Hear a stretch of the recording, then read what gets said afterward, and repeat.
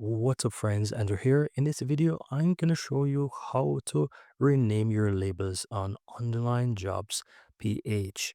Go ahead and click on messages at the top, and you will see all of your incoming messages from your applicant. And if you're working in stages, let's say you reply to their messages, now you're testing them and so forth, then you can apply, labels to those different messages, right? You can help to categorize those applicants as well.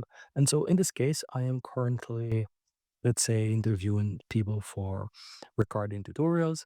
And so if you want to add labels to, for example, here you can see this is saying recording. And if you want to change the labels at any point in time, you can always look to the lower left. Here you'll find labels, click the three dots, and here you have rename. You can easily rename those recordings. So if I just want to say recording recording a video, for example, I can add it like that and click on update, and you will see that it changes right away. And so that's where you can rename your labels in onlinejobs.ph.